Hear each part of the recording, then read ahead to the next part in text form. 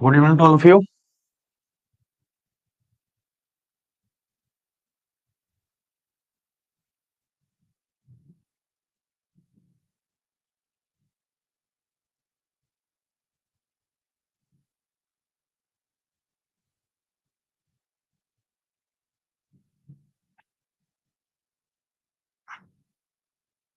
Thank you, Monica. Good evening. Good evening. I'm fine. 1 minute wait करते हैं, 1 minute बाद start करेंगे, ठीक है। सारे बच्चे ज्वाइन हो जाएं। अभी स्टार्ट कर रहे हैं मजहर।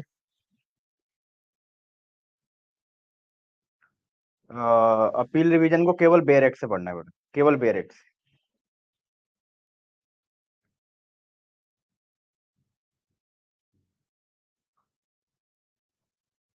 आज क्या पढ़ाएंगे नुमान, ये अभी तुम्हें पता चल जाएगा थोड़ी देर बाद।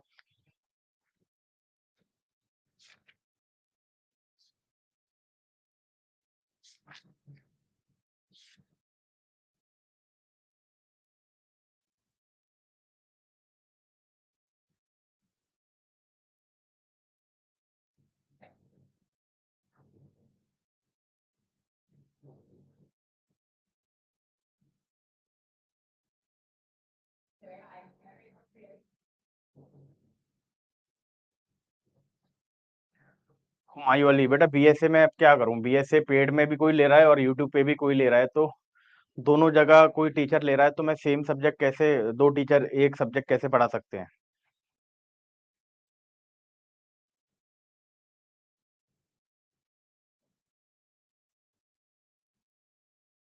कोई बात नहीं साहिल।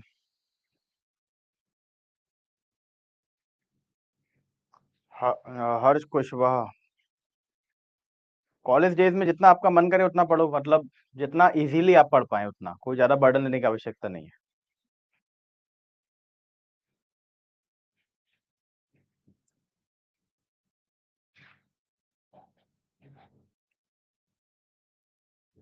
चलो, चलिए अब स्टार्ट करते हैं। देखो, हमने दो चीजें पढ़ी थी जनरल एक्सेप्शन में, सेक्शन 22 एंड सेक्शन 23। ठीक है, ये दोनों ही हमें क्या प्रोवाइड करा रहे थे, डिफेंस प्रोवाइड करा रहे थे। ठीक है, ये दोनों ही हमें डिफेंस प्रोवाइड करा रहे थे।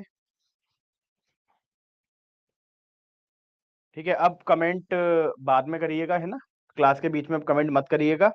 अब लास्ट में आपके डाउट्स लेंगे। देखो, तो सेक्शन 22 में और सेक्शन 23 में दोनों में डिफेंस था। इसमें डिफेंस था अनसाउंड माइंड का। ठीक है, अगर कोई व्यक्ति अनसाउंड माइंड है, मतलब अगर किसी व्यक्ति को मेंटल अनसाउंडनेस है at the time of doing the act, ठीक है, और उस मेंटल अनसाउंडनेस की वजह से अगर कोई लीगली अनसाउंड हो जाता है तो उसे डिफेंस मिल जाता था। ठीक है, यहां पर हमने डिफेंस पढ़ा था इंटॉक्सिकेशन का।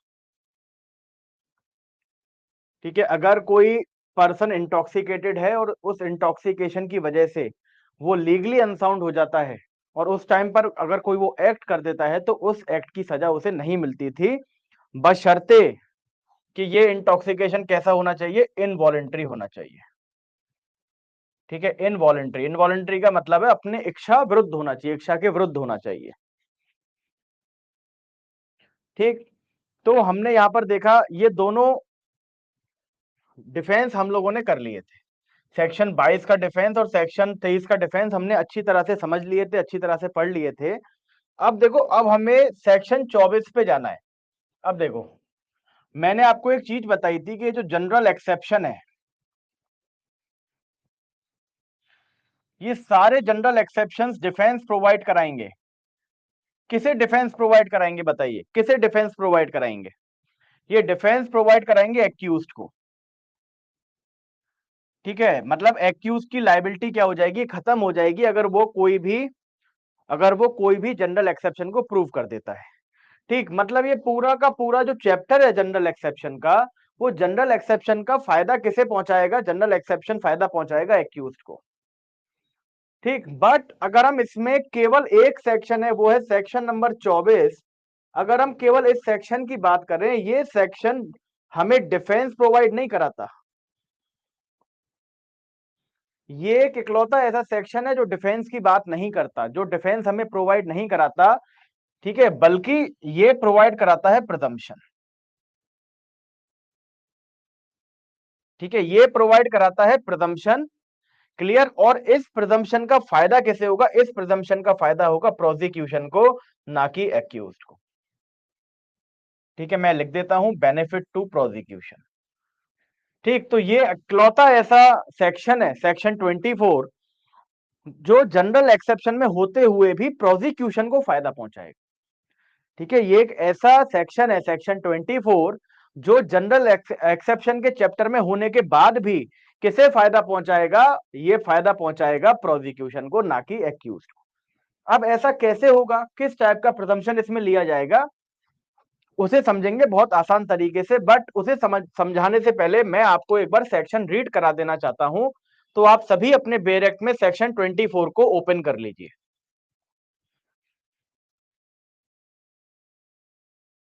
सेक्शन 24 को ओपन कर लीजिए अपने सेक्शन, अपने बेयर एक्ट्स में।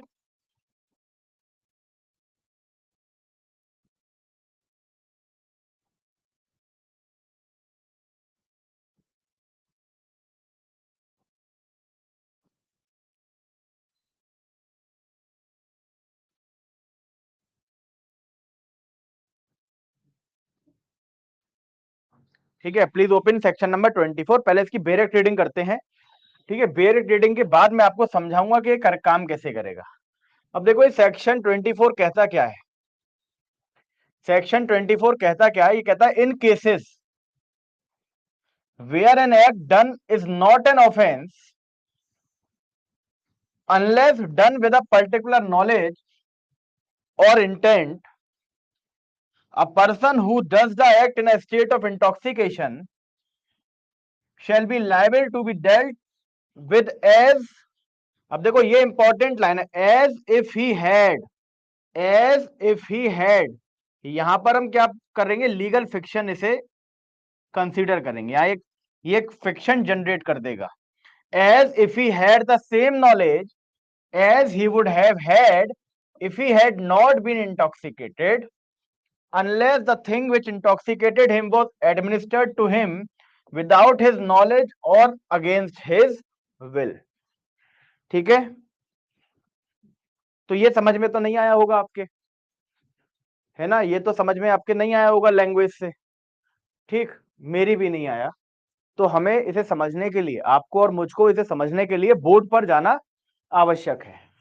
ठीक है, तो चलते हैं बोर्ड पर। देखो,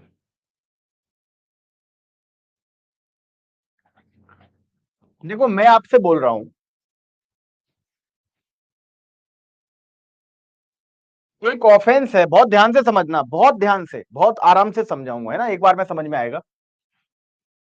आप मान लीजिए कोई ऑफेंस है, सपोज मैं मानता हूं मर्डर। मर्डर को प्रूफ करने के लिए जब आप मर्डर के एसेंशियल देखोगे, मर्डर में अगर आप मेंसरिया देखोगे, ठीक है, मर्डर में जब आप मेंसरिया देखोगे, तो इस मेंसरिया में आपको पता लगेगा कि साहब इंटेंशन प्रूव करने से मर्डर प्रूव हो जाएगा, या फिर नॉलेज प्रूव करने से भी मर्डर प्रूव हो जाएगा। मतलब ये एक ऐसा ऑफेंस है, मर्डर एक ऐसा ऑफेंस है जिसमें इंटेंशन और नॉलेज दोनों में से कोई एक,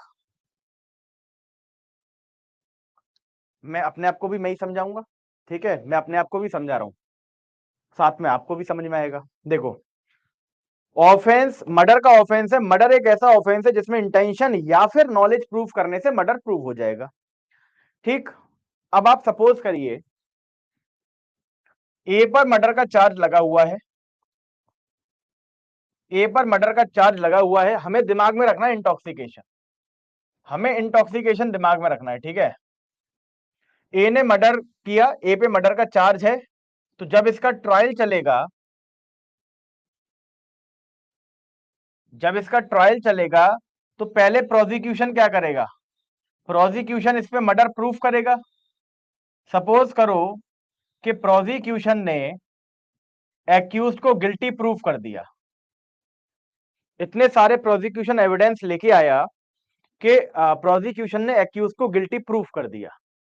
अब यहां पर बारी आएगी डिफेंस की कि वो अपने आप को बचाए, वो अपने बचाव में एविडेंस पेश करे। तो इसने कहा कि साहब मैं तो क्या था, मैं तो इंटॉक्सिकेटेड था। तो इंटॉक्सिकेशन का डिफेंस लेने के लिए, इंटॉक्सिकेशन का डिफेंस लेने के लिए इसे क्या प्रूफ करना पड़ेगा कि ये जो इंटॉक्सिकेशन है ये कैसा है, इनवॉलेंट्री इंटॉक्सिकेशन है। मतलब मुझे किसी ने जबरदस्ती इंटॉक्सिकेट करके, ठीक है, मुझसे ये अपराध कराया है। मतलब जिस वक्त मैं मर्डर कर रहा था उस वक्त मैं इंटॉक्सिकेटेड था, और इतना इंटॉक्सिकेटेड था कि इंटॉक्सिकेट होने की वजह से मुझे नेचर ऑफ द एक्ट समझ नहीं आया।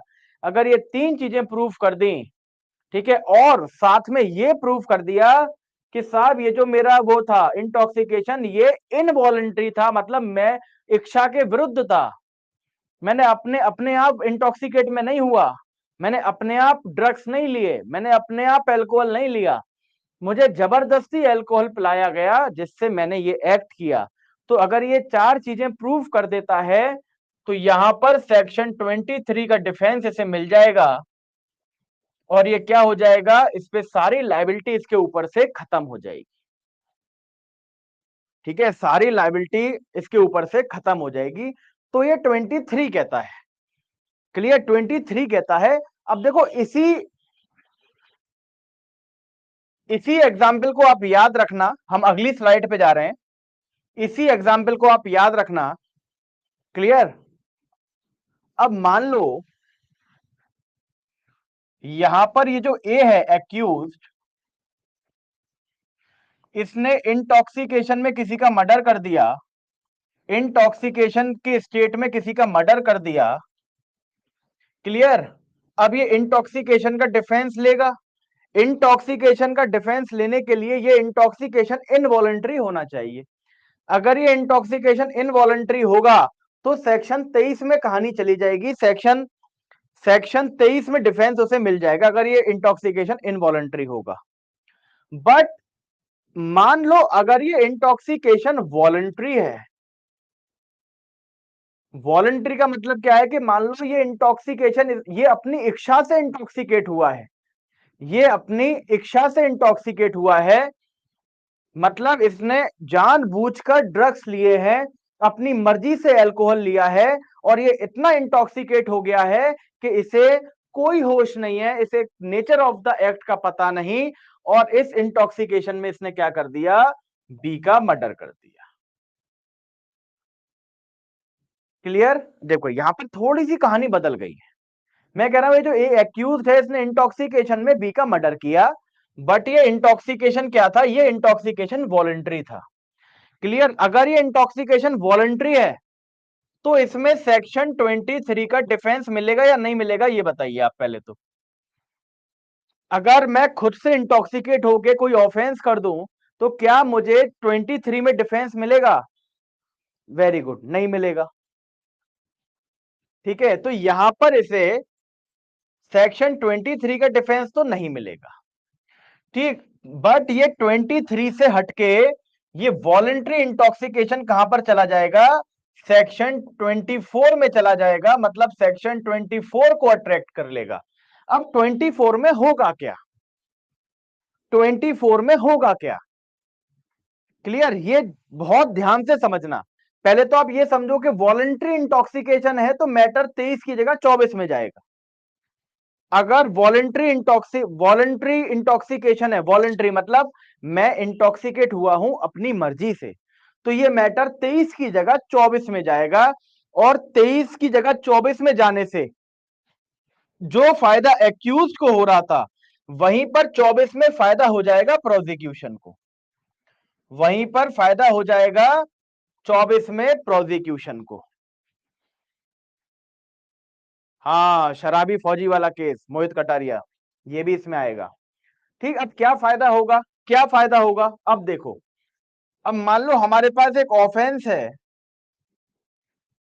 मर्डर का, और मर्डर एक ऐसा ऑफेंस है जिसमें इंटेंशन या फिर नॉलेज आपने कोई भी एक चीज प्रूव कर दी तो मर्डर प्रूफ हो जाएगा। हमारे पास एक ऑफेंस है मर्डर का। मर्डर एक ऐसा ऑफेंस है जिसमें इंटेंशन या नॉलेज दोनों में से कोई भी प्रूफ करोगे मर्डर बन जाएगा। क्लियर? अब चलो, अब मान लो ए ने बी का मर्डर किया और ए कैसा था? ए इंटॉक्सिकेटेड था। ए क्या था? इंटॉक्सिकेटेड था। कैसा? वॉलेंट्री इंटॉक्सिकेटेड, मतलब अपने आप। जब इस पे ट्रायल चलेगा, बहुत ध्यान से सुनना, बहुत ध्यान से, जब इस पे ट्रायल चलेगा तो सबसे पहले प्रोसिक्यूशन प्रूफ करेगा केस। प्रोसिक्यूशन केस प्रूफ करेगा। केस मतलब मर्डर, मर्डर प्रूफ करेगा। मर्डर को प्रूफ करने के लिए उसे एक्टस रियस प्रूफ करना पड़ेगा और मेंस रिया प्रूफ करना पड़ेगा। एक्टस रियस तो वो प्रूफ किससे कर देगा? पोस्टमार्टम से कर देगा कि साहब इसकी मृत्यु हो गई है और इसकी मृत्यु उसी गोली से हुई है जो गोली ए ने चलाई थी। तो एक्टस रियस प्रूफ तो उसके मरने के प्रूफ से प्रूव हो जाएगा। बात आएगी मेंस रिया की। क्लियर? बात आएगी मेंस रिया की। मेंस रिया को प्रूफ करने के लिए या तो उसे इंटेंशन प्रूफ करनी पड़ेगी या फिर उसे नॉलेज प्रूफ करना पड़ेगा। देखो, इंटेंशन तो बहुत हाई डिग्री का क्या है, बहुत हाई डिग्री का स्टेट ऑफ माइंड है। इंटेंशन तो बहुत हाई डिग्री का स्टेट ऑफ माइंड है। तो कोई अगर शराबी आदमी है, कोई अगर इंटॉक्सिकेटेड है, तो उसमें इंटेंशन उसकी थी या नहीं थी? ठीक है, इंटेंशन के साथ मैं तो नशे में था भाई, मैं मारना नहीं चाह रहा था। मैं नशे में था, मैं मारना नहीं चाह रहा था, बट नशे में होने के कारण गलती से मैंने इसे गोली मार दी। तो नशे में इंटेंशन प्रूव करना तो बहुत कठिन है कि साहब वाकई में मारना चाहता था या नहीं चाहता था। भाई ये तो सोबर ही नहीं था, इसका तो दिमाग ही नहीं चला होगा, है ना? तो कैसे हम इंटेंशन प्रूव करते हैं अगर हम वॉलंटरी इंटॉक्सिकेशन हमने प्रूव कर दिया कि इंटॉक्सिकेटेड था? क्लियर? देखो होगा क्या कि जब वॉलंटरी इंटॉक्सिकेशन का मैटर होगा, बहुत ध्यान से सुनना, तो अगर किसी ऑफेंस में नॉलेज की वांट होगी, अगर किसी ऑफेंस में नॉलेज प्रूफ कराना होगा, तो नॉलेज प्रूफ कराने मतलब नॉलेज को प्रोसिक्यूशन को प्रूव नहीं कराना पड़ेगा। नॉलेज की प्रिजम्पशन कोर्ट ले लेगी। नॉलेज का प्रिजम्पशन कौन ले लेगा? कोर्ट ले लेगा कि साहब अगर कोई वॉलंटरी इंटॉक्सिकेटेड है तो हम ये मान के चलेंगे कि इसे बिल्कुल उतनी ही नॉलेज होगी जितनी नॉलेज एक साधारण आदमी को किसी काम को करने के लिए होती। क्लियर? मतलब किसी व्यक्ति को, किसी नॉर्मल व्यक्ति को किसी काम को करते वक्त जितनी नॉलेज होती है, उतनी नॉलेज एक शराबी आदमी को भी होगी, ये कोर्ट मान के चलेगा। तो यहां पर प्रोसिक्यूशन को नॉलेज प्रूव नहीं करनी पड़ेगी। वॉलंटरी इंटॉक्सिकेशन में नॉलेज का प्रिजम्पशन कोर्ट लेकर चलेगी कि साहब अगर कोई इंटॉक्सिकेट आदमी है, अगर कोई इंटॉक्सिकेट पर्सन है, तो उस केस में नॉलेज भर का प्रिजम्पशन हम कम से कम लेके चलेंगे। क्योंकि इंटेंशन तो बहुत हाई डिग्री का है, तो इंटेंशन का तो प्रिजम्पशन कैसे भी नहीं ले सकता कोर्ट, बट एटलीस्ट नॉलेज तक का प्रिजम्पशन। क्योंकि अगर कोई इंटॉक्सिकेटेड है तो प्रूफ करना तो बहुत कठिन है, इंटेंशन और नॉलेज दोनों। क्लियर? अगर उसने इंटॉक्सिकेट स्टेट में कोई अपराध किया है, तो इस इंटॉक्सिकेशन की स्टेट में किसी की इंटेंशन को प्रूव करना या नॉलेज को प्रूव करना, ये तो जो है बहुत मुश्किल है। कोर्ट कहेगा कि ठीक है, इंटेंशन तो खैर हाई डिग्री है, तो वो तो प्रिजम्पशन हम नहीं ले सकते, बट नॉलेज भर का प्रिजम्पशन कोर्ट ले लेगी कि साहब इस आदमी को बिल्कुल नॉलेज होगी कि इसके एक्ट से किसी की मृत्यु हो जाएगी, और बिल्कुल उतनी ही नॉलेज होगी जितनी एक साधारण व्यक्ति को होनी चाहिए। तो यहां पर क्या है? यहां पर प्रोसिक्यूशन को केवल एक्टस रियस प्रूव करना है, फिर वो कोशिश करेगा इंटेंशन प्रूव करने की। इंटेंशन प्रूव हो गई तो कोई बात ही नहीं है, फिर तो मर्डर की सजा मिल ही जाएगी। क्लियर? बट अगर इंटेंशन प्रूव नहीं कर पा रहा है, तो नॉलेज भर की प्रिजम्पशन तो कोर्ट इसमें अपने आप लेकर ही चलेगी, और एक्टस रियस प्रूव करने से ही केवल एक इसके लिए लायबल हो जाएगा, मर्डर के लिए लायबल हो जाएगा। क्लियर? तो जितने भी ऑफेंस हैं, जितने भी ऑफेंस है जिसमें इंटेंशन के साथ नॉलेज से भी ऑफेंस हो जाएगा, उन केसेस में, उन ऑफेंसेस में अगर केस वॉलेंट्री इंटॉक्सिकेशन का है तो नॉलेज प्रूफ करने की प्रोसिक्यूशन को जरूरत नहीं है, नॉलेज का प्रिजम्पशन कोर्ट को लेकर चलना पड़ेगा। तो प्रोसिक्यूशन केवल एक्टस रियस भी प्रूव कर देता है, मेंस रिया का ऑलरेडी प्रिजम्पशन कोर्ट लेकर चलेगा कि हाँ इस व्यक्ति को नॉलेज होगी, और वैसे ही नॉलेज होगी जैसे एक आम इंसान को अपने एक्ट की होती है। क्लियर? तो एक्टस रियस प्लस नॉलेज का मेंस रिया मिला के वो ऑफेंस के लिए लायबल हो जाएगा। तो यहां पर सेक्शन 24 कहता है कि जहां पर इंटॉक्सिकेशन वॉलेंट्री होगा वहां पर नॉलेज का प्रिजम्पशन कोर्ट लेकर चलेगी, नॉलेज को प्रूफ करने की आवश्यकता प्रोसिक्यूशन को नहीं पड़ेगी। तो यहां पर प्रोसिक्यूशन को एक फायदा मिल जाएगा कि केवल एक्टस रियस प्रूफ कराने से, क्योंकि नॉलेज का ऑलरेडी प्रिजम्पशन कोर्ट ले चुकी है, तो केवल एक्टस रियस प्रूफ कराने से वो ए के ऊपर मर्डर की लायबिलिटी या किसी भी ऑफेंस की लायबिलिटी डलवा सकता है। ये तो प्रूफ करना है ना बेटा, ये तो प्रूफ करना पड़ेगा, ये तो प्रूफ करना पड़ेगा सीसीटीवी कैमरा से, सर्कमस्टेंशियल एविडेंसेस से। अब बताओ समझ में आया?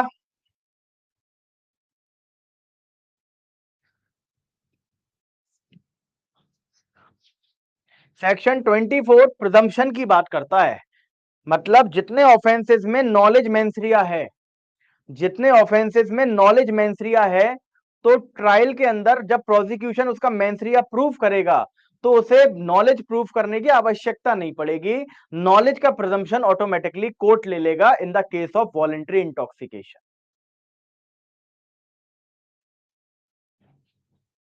एक्यूज जैसे रिबट कैसे करेगा? एक्यूज जैसे ऐसे रिबट करेगा कि साहब वो वॉलंटरी नहीं था, इनवॉलंटरी था, ऐसे रिबट करेगा। जो और जिन ऑफेंसेस में नॉलेज नहीं है उन केसेस में कोई प्रिजम्पशन नहीं, उसमें तो आपको प्रूफ करना ही पड़ेगा कि इसने इंटेंशन से मारा है। ठीक है? क्योंकि ये इंटॉक्सिकेशन का एक डिफेंस है, ठीक है, ये डिफेंस का एक्सटेंशन है। जनरल एक्सेप्शन में सेजल हमारे पास क्या है, जनरल एक्सेप्शन में एक डिफेंस है इंटॉक्सिकेशन का, इनवॉलंटरी इंटॉक्सिकेशन का, उसी का ये एक्सटेंशन है, इस वजह से वहीं पर लिख दिया गया है। हाँ, नॉलेज से ही लायबल हो जाता है, ये तो ऑफेंस टू ऑफेंस ऑफेंस निर्भर करेगा।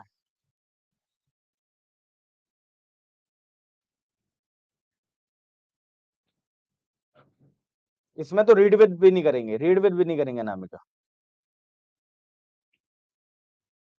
इंटेंशन तो प्रोसिक्यूशन को ही प्रूव करना पड़ेगा। इंटेंशन देखो, अगर इंटेंशन प्रूव कर ली है, that means that if prosecution not prove intention then हाँ हाँ लायबल, शुभम कुमार बिल्कुल, अगर इंटेंशन प्रूव नहीं हो पा रही है तो नॉलेज में भी लायबिलिटी बन जाएगी। डिफेंस का एक्सेप्शन नहीं है, उसका एक्सटेंशन बोल सकते हो। हाँ, नहीं पड़ेगी जरूरत। हाँ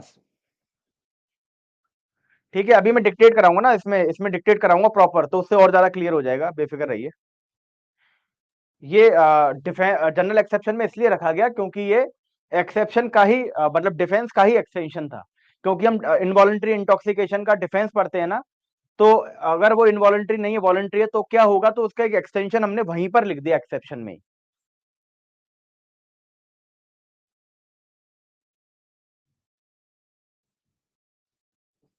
काजल तिवारी बेटा, मर्डर में इंटेंशन या नॉलेज दोनों को प्रूव करने से मर्डर बन जाता है ना, तो ऐसे बहुत सारे ऑफेंस है जिसमें इंटेंशन और नॉलेज कोई भी प्रूव करो ऑफेंस बन जाएगा।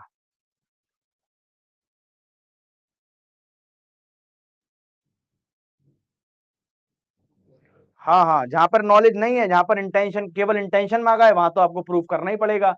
इस सेक्शन में केवल नॉलेज की प्रिजम्पशन ली जा सकती है, इंटेंशन की प्रिजम्पशन नहीं ली जा सकती। ठीक है? वो भी only in the cases of voluntary intoxication. IPC में 86 था, ये 86 था, आईपीसी 86। चलो अब इतने सारे क्वेश्चन मत पूछो, अभी तो अभी क्लियर हो जाएगा, टेंशन मत लो। मोहित कटारिया पूछ रहे हैं सर बीएनएस कब तक कंप्लीट होगी। बेटा मुझे कैसे पता कब तक कंप्लीट होगी। मैं तो इतनी बार बोल चुका हूँ कि 2 से ढाई महीना लगता है किसी भी मेजर लॉ में। 2.5 महीना मान के चलो तो 2.5 महीना लगेगा कम से कम।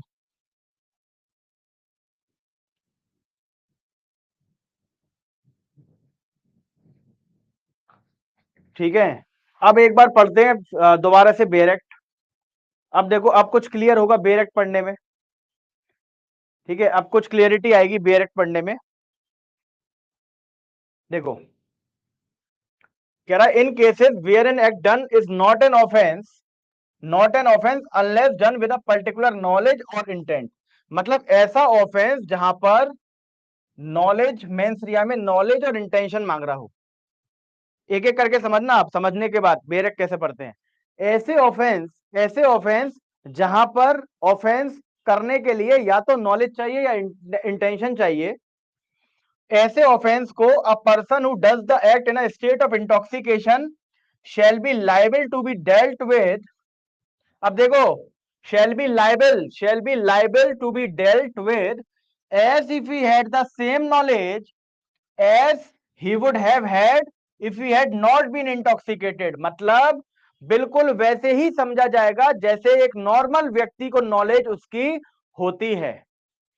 क्लियर। मतलब अगर कोई इंटॉक्सिक स्टेट ऑफ इंटॉक्सिकेशन में अगर कोई ऐसा ऑफेंस कर देता है जहां पर नॉलेज या फिर इंटेंशन से प्रूफ किया जा सके, उस जगह बिल्कुल क्या समझा जाएगा, बिल्कुल ऐसे ही कोर्ट ये प्रिज्यूम करके चलेगी कि जैसे एक नॉर्मल व्यक्ति को नॉलेज होगी अपने एक्ट की, बिल्कुल उसी नॉलेज के साथ इसने वो एक्ट किया है और उसे लायबल मान लिया जाएगा। देखो a person who does the act in a state of intoxication shall be liable to be dealt with as if मतलब एक फिक्शन क्रिएट करेंगे कि ऐसा मान लो जैसे एक नॉर्मल व्यक्ति को नॉलेज होती, बिल्कुल वैसे ही नॉलेज इसे थी, ऐसा हम मान लेंगे। क्लियर लिख रहा है ना, shall be liable to be dealt with as if he had the same knowledge as he would have had if he had not been intoxicated. मतलब अगर वो नॉर्मल व्यक्ति होता तब उसे अपने एक्ट की जितनी नॉलेज होती उतनी नॉलेज एक पीने वाले इंसान को भी होगी, ये कोर्ट मानकर चलेगा। अनलेस, देखो क्या लिख रहा है, unless the thing which intoxicated him was administered to him without his knowledge और अगेंस्ट हिज विल। मतलब इसके लिए इंटॉक्सिकेशन कैसा होना चाहिए, केवल वॉलंटरी इंटॉक्सिकेशन होना चाहिए, केवल वॉलंटरी इंटॉक्सिकेशन होना चाहिए। तो वॉलंटरी इंटॉक्सिकेशन में कोर्ट नॉलेज की प्रिजम्पशन लेकर चलेगा। ठीक है, मतलब ऐसे ऑफेंस जो नॉलेज से प्रूव हो सकते हैं, ऐसे ऑफेंस में नॉलेज की तो कोर्ट प्रिजम्पशन लेके चलेगा कि हाँ ऐसे नॉलेज थी, तो प्रोसिक्यूशन को केवल एक्टस रियस प्रूव करना है, नॉलेज का प्रिजम्पशन ले रखा है, तो वो क्या हो जाएगा, डायरेक्ट लायबल हो जाएगा। ठीक है, फिर ये प्रिजम्पशन क्या है, ये प्रिजम्पशन को या फिर इस चीज को रिवर्ट करेगा डिफेंस एविडेंस स्टेज में एक्यूज्ड।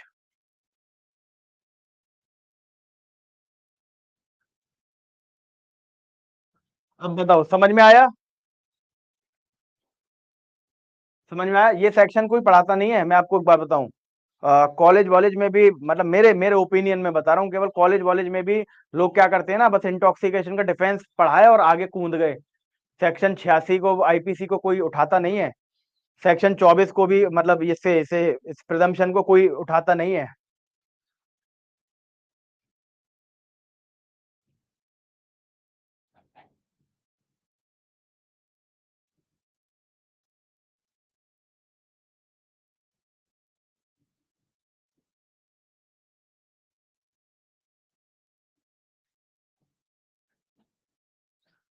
ठीक है, लास्ट लाइन में मतलब ये कह रखा है कि जो इंटॉक्सिकेशन होना चाहिए ना, इस प्रिजम्पशन को लेने के लिए ये इंटॉक्सिकेशन कैसा होना चाहिए, वॉलंटरी होना चाहिए।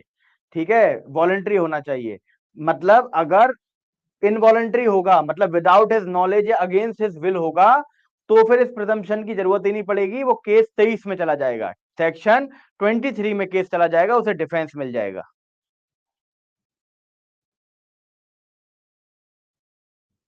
ठीक है, कनिष्का गुप्ता बेटा, अब इतने स्लो में तो समझ में आ नहीं रहा। यानी मैं तेज चलूंगा तो हो सकता है कि आगे फिर तुम्हें भी ना आए।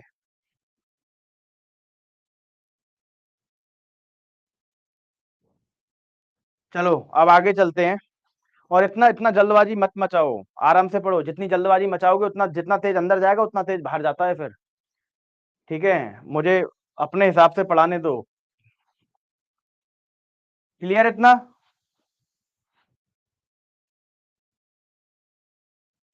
क्लियर? तो कोई भी ऑफेंस होगा, यहाँ तो मैंने मर्डर का एग्जाम्पल ले लिया है। कोई भी ऑफेंस होगा जिसमें जिसमें इंटेंशन से भी ऑफेंस हो रहा हो, नॉलेज से भी हो रहा हो, ऐसे ऑफेंसेस में कोर्ट नॉलेज को क्या कर लेगी, प्रिज्यूम कर लेगी कि साहब इसे नॉलेज थी। मतलब प्रोसिक्यूशन को नॉलेज प्रूफ करने की आवश्यकता नहीं पड़ेगी, केवल एक्टस रियस प्रूफ करे, साथ में इंटेंशन प्रूव कर देगा तो फिर कोई बात ही नहीं है। अगर इंटेंशन प्रूव नहीं कर पा रहा है तो नॉलेज का प्रजम्पशन क्या कर लेगा, नॉलेज का प्रजम्पशन कोर्ट अपने आप ले लेगी। क्लियर? अब आप यहां पर सोच रहे होगे कि सब जब नॉलेज का प्रजम्पशन लेना ही है तो इंटेंशन प्रूव करने की कोशिश ही क्यों करेगा, है ना? यहां पर आप ये आपके मन में आ रहा होगा कि साहब जब इन दोनों से ही ऑफेंस बन रहा है, जब इन दोनों से ही ऑफेंस बन रहा है तो वहां पर इंटेंशन को प्रूव करने की आवश्यकता ही क्या है, जब नॉलेज का ऑलरेडी प्रिजम्पशन ले रहा है तो। ठीक है, इसके दो कारण हैं। इसके दो कारण हैं कि देखो बहुत सारे ऑफेंसेस ऐसे हैं जहां पर आप इंटेंशन प्रूव करोगे, जहां पर आप इंटेंशन प्रूव करोगे तो जो पनिशमेंट होगा वो ज्यादा होगा। पनिशमेंट क्या होगा, ज्यादा होगा। अगर आप नॉलेज को प्रूव करके ऑफेंस प्रूव कराते हो तो पनिशमेंट वहां पर क्या मिलेगा, पनिशमेंट वहां पर कम मिलेगा, लेस पनिशमेंट। तो एक तो होता है ये रीजन। क्लियर? एक तो रीजन होता है ये, है ना, टू वेरी द पनिशमेंट। दूसरा क्या रीजन होता है, अब आप मान के चलिए ट्रायल में प्रोसिक्यूशन ने पहले ऑफेंस प्रूव किया, है ना, गिल्टी प्रूव किया एक्यूज्ड को। क्लियर? यहां पे इसने क्या प्रूव किया, एक्टस रियस प्लस मेंस रिया, दो चीजें प्रूव करेगा। ऑफेंस को प्रूव करने के लिए दो चीजें प्रूव करेगा। अब इसमें क्या है, मेंस रिया में दो चीजें थी, इंटेंशन और नॉलेज। क्लियर? मान लो उसने इंटेंशन प्रूव ही नहीं करी, नॉलेज का क्या ले लिया, नॉलेज का ले लिया प्रिजम्पशन। कोर्ट ने प्रिजम्पशन ले लिया क्योंकि वॉलंटरी इंटॉक्सिकेशन का मैटर था। ठीक, अब नॉलेज का प्रिजम्पशन ले लिया। जब बारी आई डिफेंस की जब बारी आई डिफेंस की तो डिफेंस को क्या करना है, डिफेंस इसे रिवर्ट करेगा। ठीक है, डिफेंस इसे रिवर्ट करेगा। तो नॉलेज को रिवर्ट करना बहुत आसान है। ठीक है, नॉलेज को रिवर्ट करना आसान है। वहीं पर अगर ये इंटेंशन को प्रूव कर देता है बियॉन्ड रीजनेबल डाउट तो इसे बचना मुश्किल हो जाएगा इंटेंशन को काटने के लिए। ठीक है, इंटेंशन को प्रूव जो इंटेंशन प्रूव होती है तो इंटेंशन प्रूव होती है बहुत सारे सराउंडिंग सर्कमस्टेंसेस से। ठीक है, बियॉन्ड रीजनेबल डाउट। तो इसे काटने के लिए डिफेंस के पास ऑप्शंस बहुत कम रह जाते हैं। क्लियर?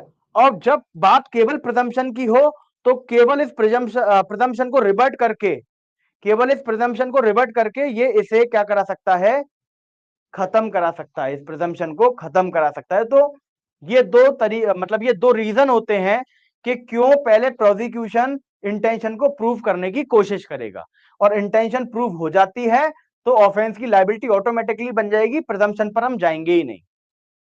क्लियर? बट अगर इंटेंशन प्रूव नहीं होता है तब तब कोर्ट क्या करेगा, नॉलेज का प्रिजम्पशन लेके और एक्यूज को गिल्टी प्रूव मानेगा।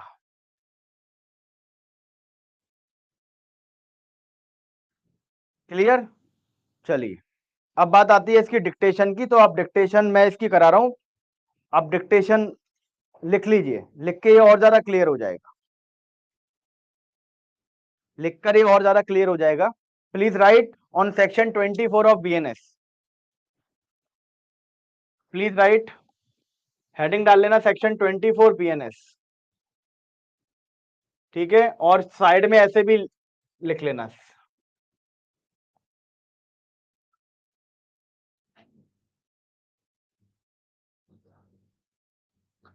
Please right Section 24 of BNS, Section 24 of BNS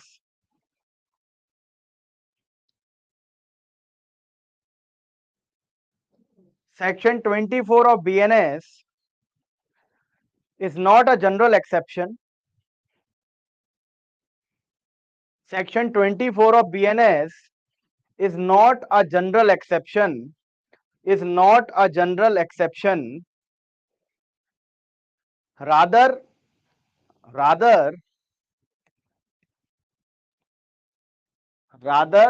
it is a rule of presumption. Rather, it is a rule of presumption. Rather, it is a rule of presumption. Section 24 supports the prosecution. Section 24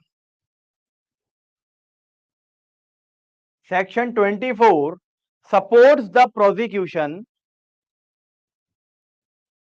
in the conviction of the accused. Section 24 supports the prosecution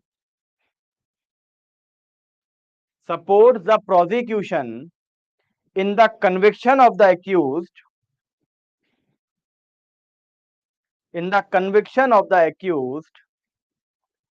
and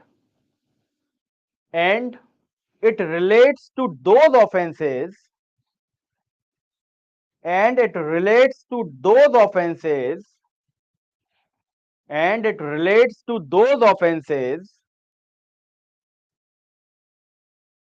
in which intention or knowledge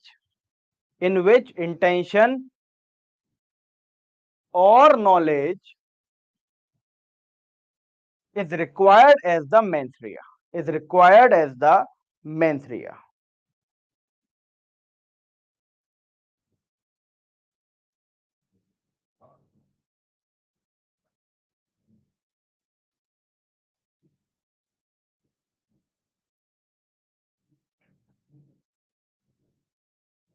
And आगे लिखिए, and the condition for the applicability of section 24 and the condition is required as the mens rea. बेटा अपनी speed बढ़ाओ, इतनी speed में कैसे mains के answer लिखोगे? ठीक है, इतनी स्पीड में कैसे? बहुत तेज स्पीड होनी चाहिए, मेंस इतने लेंदी पेपर आ रहे हैं आजकल. Is required as the mens rea. आगे लिखिए, and the condition for the applicability of section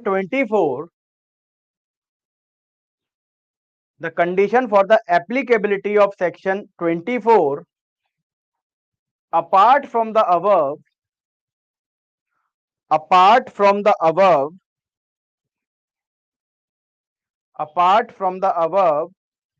is that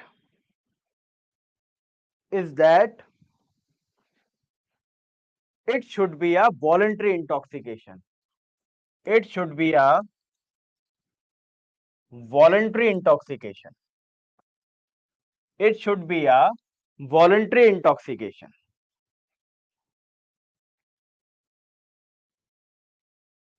clear? अब यहां से करना पैरा चेंज. ठीक है, यहां से करना para change.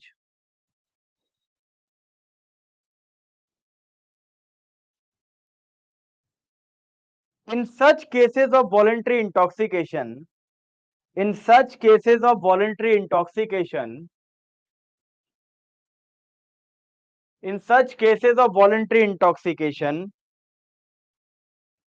there may be a situation where the prosecution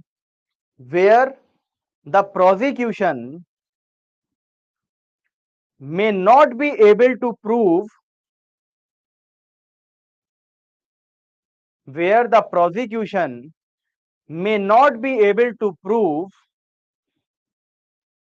the required intention or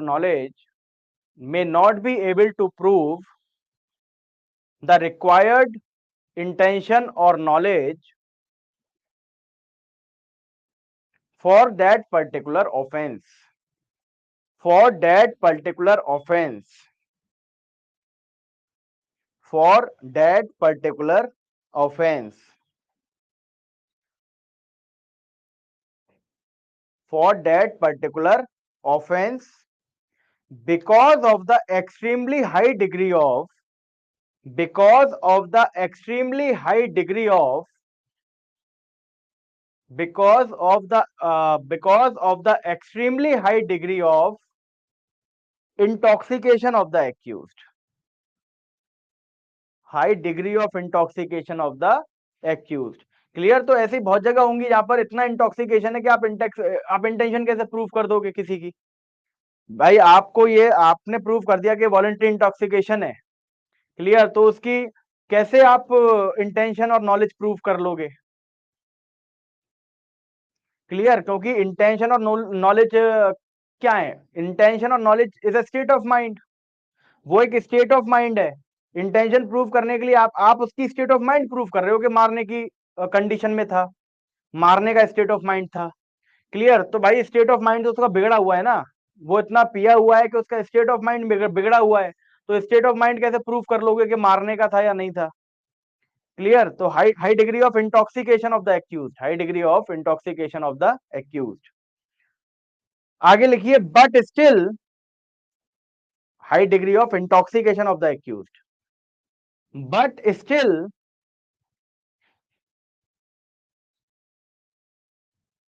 but still, since it was a voluntary intoxication, but still, since it was a voluntary intoxication, since it was a voluntary intoxication, the court will deem, since it was a case of voluntary intoxication, the court will deem, ऐसा मान लेगा, the court will deem as if the accused had the same knowledge, as if the accused had the same knowledge, as if the accused had the same knowledge as he would have had, as he would, as he would have had, कि बिल्कुल वैसी ही knowledge होगी जैसा उसे तब होती, बिल्कुल वैसी ही नॉलेज होगी जैसे उसे तब होती, would have had,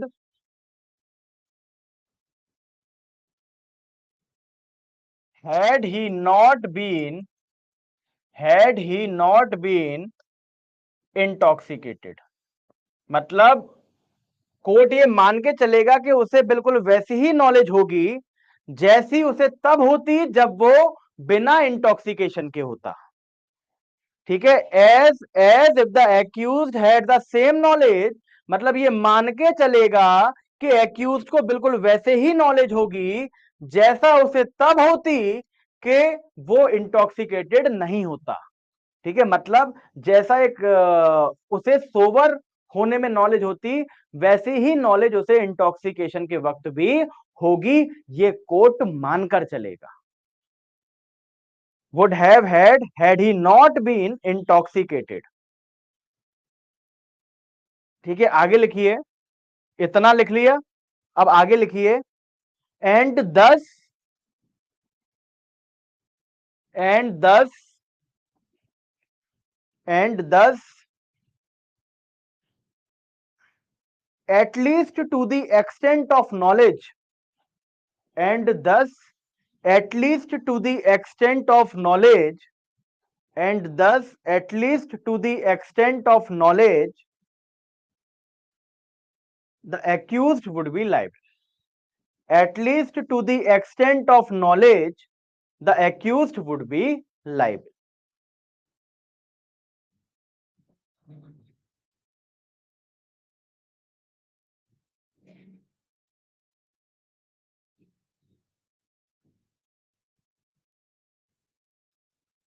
बताइए, क्लियर हुआ इतना?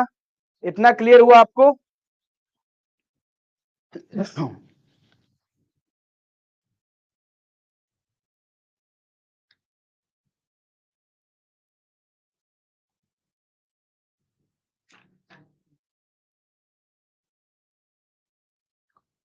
केवल नॉलेज रिक्वायर्ड है तो वो लायबल हो जाएगा एक्ट 3S प्रूव करने से ही।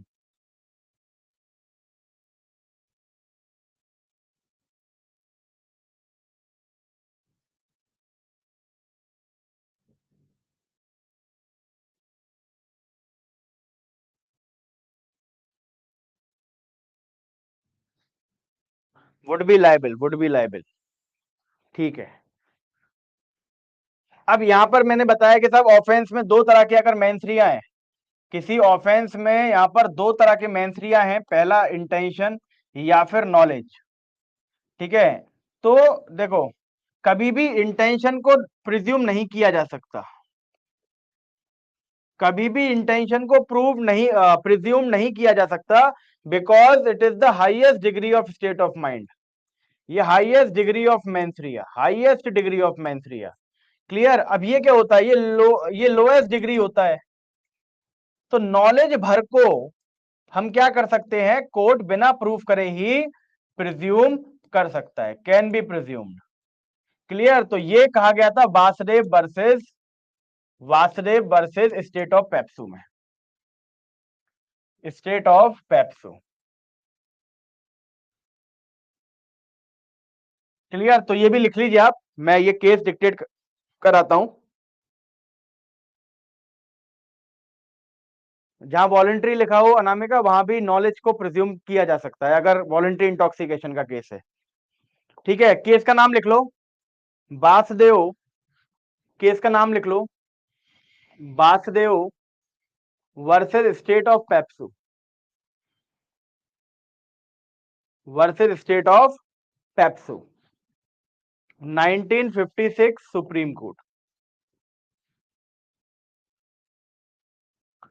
1956 सुप्रीम कोर्ट।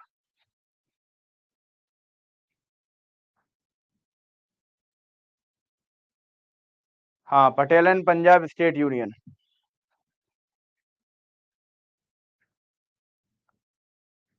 ठीक है, इसमें लिखिए, मैं बोल रहा हूं, प्लीज राइट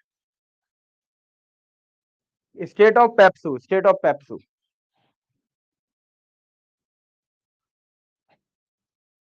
पेप्सू आप मान के चलो कि एक स्टेट, एक एरिया था, है ना, पहले पहले एक स्टेट एरिया था, है ना, पंजाब, पंजाब और उसके आउटर रीजन से उन्हें मिला के पेप्सू बोलते थे।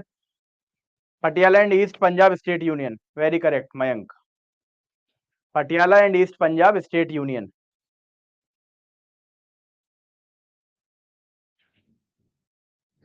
तो इनवॉलेंट्री में तो वो ले लेगा ना, वो तो डिफेंस मिल जाएगा, प्रिजम्पशन की तो आवश्यकता ही नहीं है। आगे लिखो, please right, it was held that, it was held that,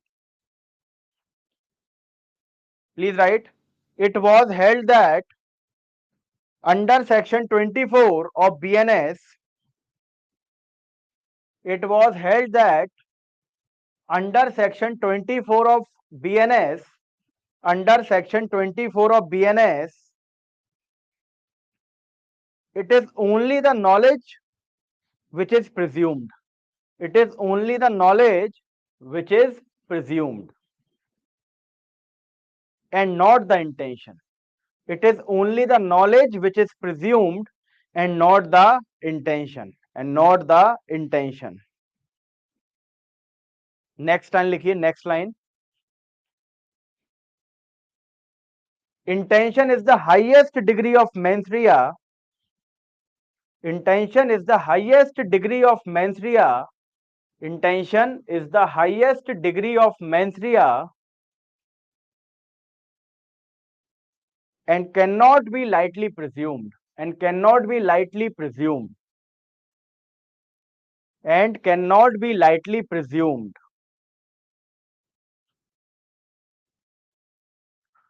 Intention always intention always has to be proved, intention always has to be proved. Intention एक ऐसा मीन्स है जैसे हमेशा प्रूव ही करना पड़ेगा, उसका प्रिजम्पशन कोई कोर्ट नहीं ले सकती। Intention always has to be proved, whereas a knowledge can be presumed, whereas lightly presumed मतलब हल्के में उसे प्रिज्यूम नहीं करा जा सकता, lightly presumed। intention always has to proved, intention always has to be proved, whereas a knowledge can be presumed, whereas a knowledge can be presumed। ठीक है, अब देखो एक शॉर्ट नोट इस पे आया था सेक्शन 24 पे, सेक्शन 24 पे एक शॉर्ट नोट्स पहले आ चुका है, ठीक है वो। तो अगर ऐसा क्वेश्चन आता है कभी कभी, या तो डिफेंस आएगा तो डिफेंस सीधे इंटॉक्सिकेशन का आएगा, सेक्शन 23 का, 23 ऑफ भारतीय न्याय संहिता। बट सेक्शन केवल सेक्शन 24 पे भी कभी कभी क्वेश्चन बन जाता है मेंस में, ठीक है। तो उसका क्या था, क्वेश्चन था व्हेन डज सेक्शन 24 हम लिखेंगे, क्वेश्चन पहले आया था व्हेन डज सेक्शन 86 आईपीसी, है ना, जैसे अभी हम ऐसे लिखेंगे when does section 24 BNS apply. ठीक है, अब आपको मान लो इसे 5 या 8 नंबर में लिखना है, 5 या 8 नंबर में लिखना है, तो आपको यहां पर पॉइंटर्स में भी लिख सकते हो और 2 या 3 पैराग्राफ बना के भी लिख सकते हो। ठीक है बेटा, हिंदी में मैं इसलिए लिखवाता हूं क्योंकि डिक्टेशन की हिंदी कराना बहुत कठिन है ना। मैं इसलिए कहता हूं कि एक बार आप डिग्लॉट लेके आपको बैठना पड़ेगा, डिग्लॉट लेके बैठना पड़ेगा, और हैंड रिटन नोट्स जो हिंदी में आते हैं उससे आपको हिंदी में नोट्स बनाने पड़ेंगे।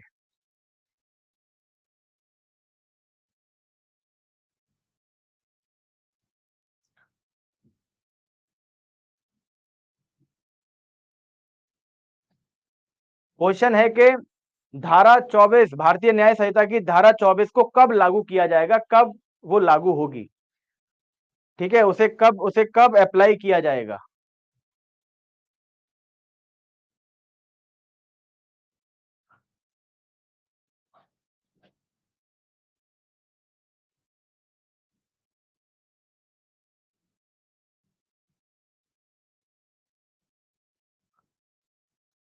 हाँ मैं वैसे ही करता हूँ, मैं वैसे ही करता हूँ, मैं कोशिश करता हूँ कि जो इंग्लिश में बोला है उसे हिंदी में एक बार मैं नॉर्मल लैंग्वेज में बोल देता हूँ, ठीक है।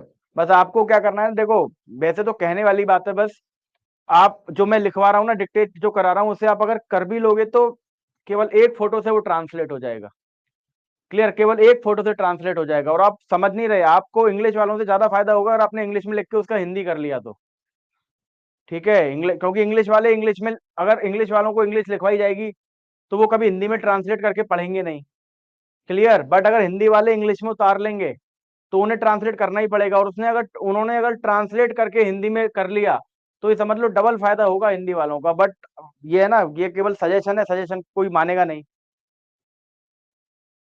हाँ वो बहुत है।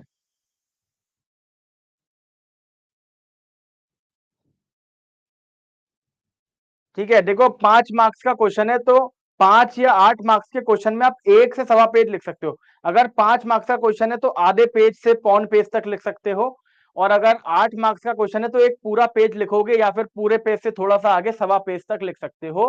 ठीक है, ये भी आंसर में लिखवाऊंगा, पर अभी 2 मिनट का ब्रेक, 2 मिनट का ब्रेक लेते हैं, यहाँ पर 5 बज चुके हैं। उसके बाद ये आंसर जब तक आप सोच के रखिए कि धारा 24 भारतीय न्याय संहिता की धारा 24 को कब और कैसे लागू किया जाता है, मतलब क्या क्या इसके एसेंशियल हैं, ठीक है, क्या क्या इसके एसेंशियल हैं, ये आप दिमाग में सोच के रखिए, क्लियर। उसके बाद मैं इस पे एक बार आंसर डिक्टेट कराऊंगा और फिर हम नेक्स्ट टॉपिक पे बढ़ेंगे। वही तो बेटा, ये पारुल शर्मा, वेरी गुड, ये अप्रोच की बात होती है ना, ये अप्रोच की बात होती है। मैं कह रहा हूं अगर अगर कोई, थैंक यू आशी, अगर कोई ठीक से थोड़ी सी मेहनत कर लेना इस चीज में, तो मैं गारंटी दे रहा हूँ हिंदी वालों को डबल फायदा होगा, डबल। हाँ, स्टार्टिंग में थोड़ी दिक्कत होती है, ठीक है, थोड़ी दिक्कत होगी, 15-20 दिन तुम्हें लगेगा कि यार कम समझ में आ रहा है, कम समझ में आ रहा है।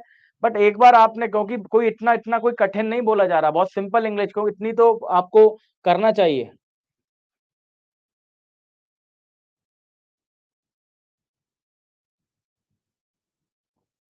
हाँ राहुल राज, करना ही चाहिए, ऐसे करना ही चाहिए, मैं तो आपको बोल रहा हूँ ऐसे करना चाहिए, सबको करना चाहिए। इंग्लिश वालों से भी आगे निकल जाओगे, ध्यान रखना मेरी ये बात। अगर आप जो मैं लिखवा रहा हूँ उसे लिखकर अगर आपने खुद एक एक फोटो से ट्रांसलेट हो जाता है गूगल ट्रांसलेटर से, आपने ट्रांसलेट कर दिया ना, वो पढ़ लिया, साथ में डिक्लॉट वेरेक्ट अगर आपके पास है, तो आप, मैं बता रहा हूँ, इनसे डबल फायदा आपको होगा।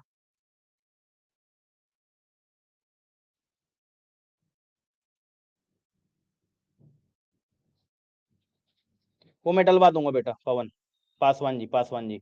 चलिए ठीक है, फिर ब्रेक के बाद मिलते हैं, 5 बज चुके हैं, 2-3 मिनट का ब्रेक लेते हैं, उसके बाद मैं इसका आपको लिखवाऊंगा कि आंसर कैसे लिखा जाता है या क्या क्या चीजें इसमें लिख सकते हो आप।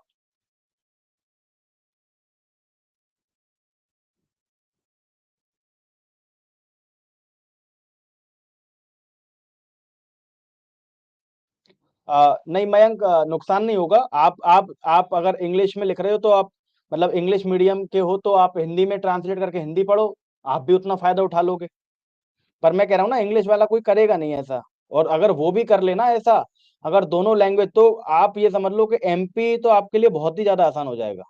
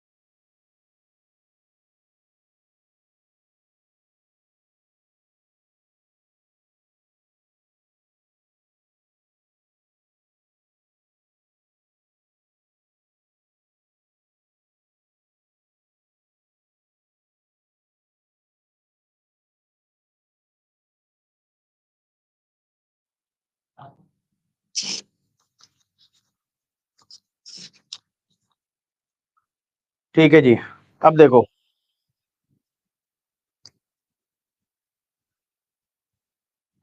हाँ बेटा, कौन कह रहा है, कहाँ है नाम?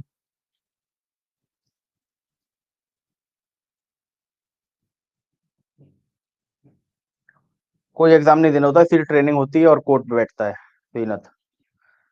विवेक सिंह बर्मन, बेटा शंकर जयसवारा और state versus state of West Bengal में सेम पॉइंट रिआइटरेट किए गए थे, बासदेव वाले। ठीक है, इंटेंशन और नॉलेज को लेके सेम पॉइंट।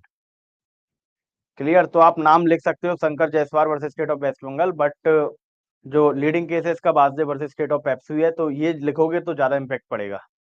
क्योंकि अगर कोई प्रोफेसर चेक करता है तो वो लैंडमार्क या लीडिंग केस ही ढूंढता है आंसर में। क्लियर? हाँ अभी बताऊंगा बेटा, अभी ये और कर लो। देखो, इसके लिए सबसे पहली चीज लिखनी पड़ेगी कि साहब सेक्शन 24 केवल उन ऑफेंसेस पे अप्लाई होगा जिसमें इंटेंशन या नॉलेज से प्रूव हो जाएगा। ठीक है, मतलब जिसमें इंटेंशन या नॉलेज दोनों दे रखी होंगी, इंटेंशन या नॉलेज दोनों दे रखी होंगी।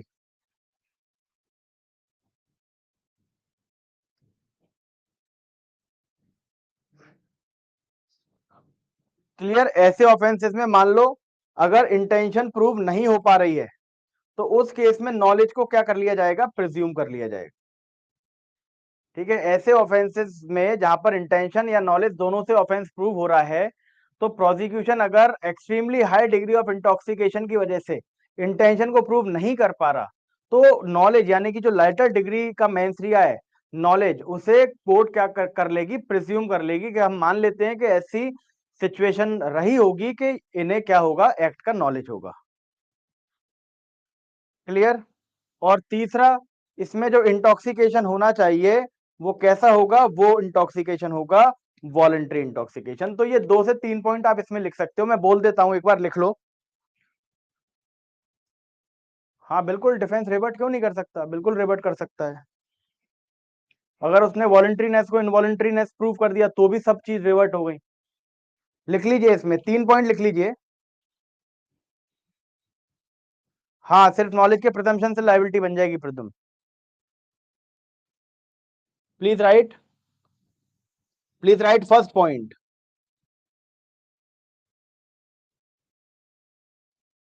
केस नहीं भी लिखो तो लिखोगे तो चलेगा, 5 नंबर में तो केस नहीं भी लिखोगे तो चलेगा। 8 नंबर का क्वेश्चन है तो एक केस आप लिख सकते हो, जैसे state of PEPSU versus Basdev लिख सकते हो। प्लीज राइट, लिख लो, एक आंसर लिख लो। पहला पॉइंट लिखिए, कहां कहां पर कैसे अप्लाई होगा सेक्शन 24। पहला पॉइंट लिखिए, when the offence committed by the accused, when the offence committed by the accused, when the offence committed by the accused require intention or knowledge as the mens rea, requires intention or the knowledge as the mens rea. Kashik, kashik.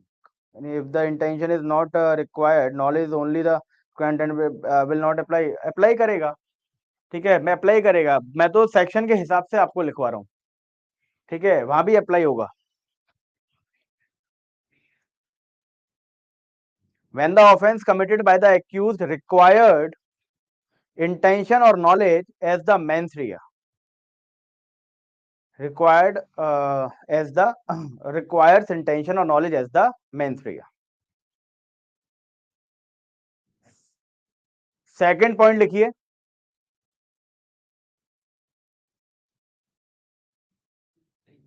Second point लिखो, the intention could not be proved, the intention could not be proved due to the circumstances,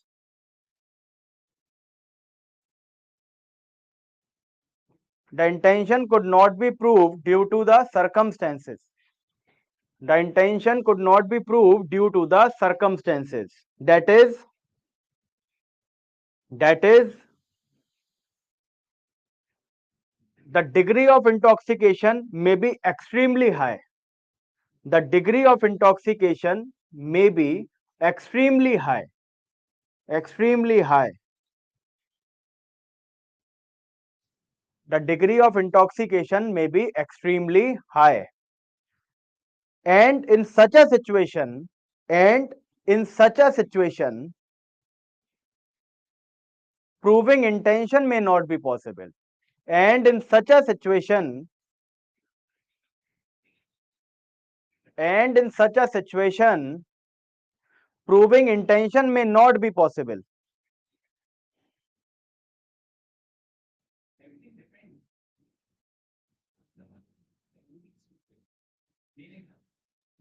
Then Hindi में hand written notes बेटा आते तो हैं, हिंदी में क्यों नहीं आते? हिंदी में भी नोट्स आते हैं. Then court can presume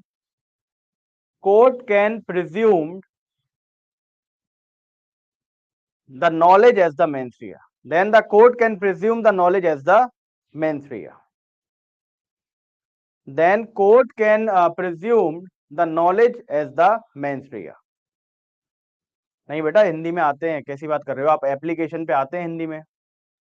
Hindi में कोई बताओ बच्चा कमेंट में, क्या हिंदी में नोट्स नहीं आते क्या? हैंड रिटन नोट्स हिंदी में नहीं आते क्या?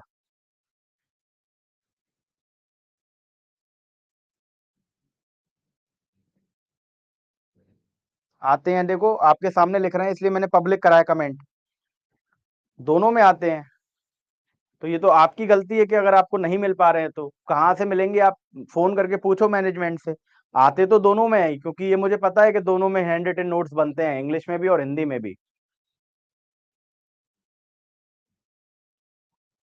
ठीक है, तीसरा पॉइंट लिखो, लास्ट पॉइंट लिखो, last point.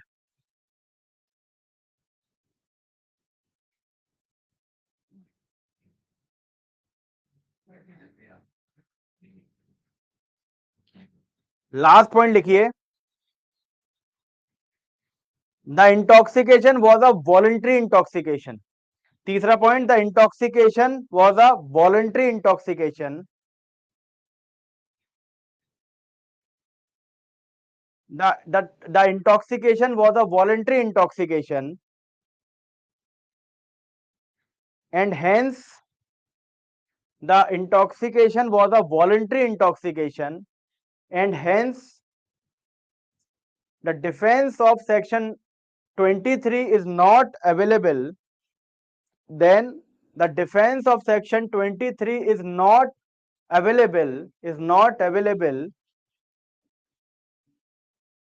in such a case. The presumption of knowledge,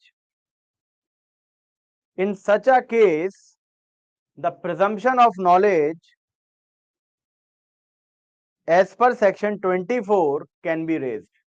In such a case, the presumption of knowledge, as per section 24 can be raised. Can be raised.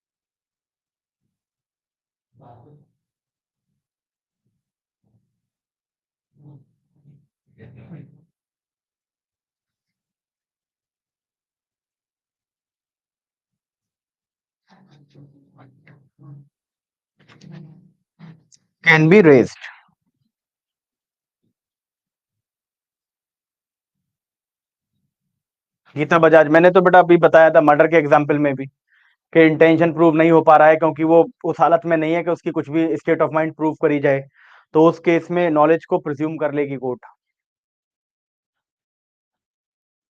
ठीक है, डीपीवी, हाँ डीपीवी वर्सेस बीएड भी पढ़ सकते हो उसके लिए.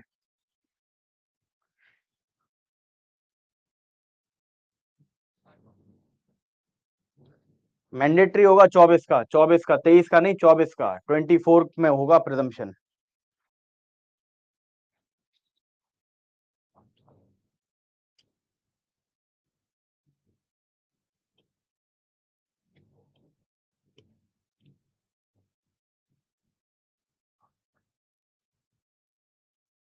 ठीक है, ये मैं लिखने को केवल लिखवाया है कि अगर वॉलंटरी इंटॉक्सिकेशन प्रूव्ड है, ठीक है, प्रोसिक्यूशन ये प्रूव करेगा कि वॉलंटरी इंटॉक्सिकेशन करके इसने मारा है, तो इंटेंशन में इसलिए प्रूव नहीं कर पा रहा हूं क्योंकि इंटॉक्सिकेटेड था और वॉलंटरी इंटॉक्सिकेटेड था, तो इसका मतलब वॉलंटरी इंटॉक्सिकेशन है, तो 23 में तो वो आगे डिफेंस जा नहीं पाएगा। क्लियर, बट 24 का प्रिजम्पशन हमें मिल जाएगा।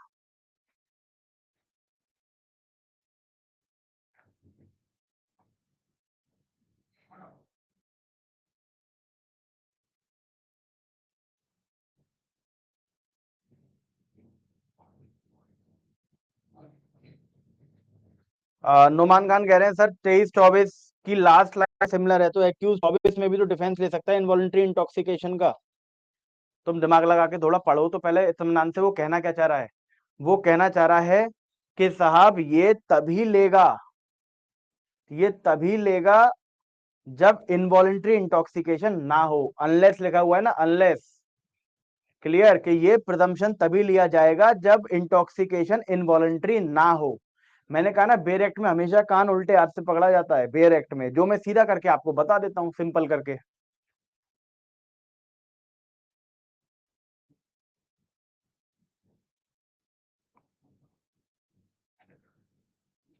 क्लियर, इतना क्लियर?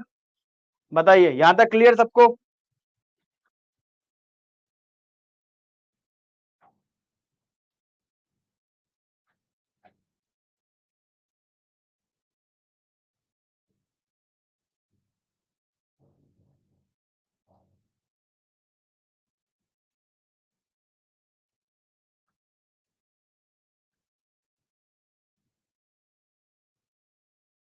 अगर अगर प्रोसिक्यूशन को प्रिजम्पशन दिलवाना है कोर्ट को, तो वॉलंटरी इंटॉक्सिकेशन प्रूव करेगा। बिल्कुल।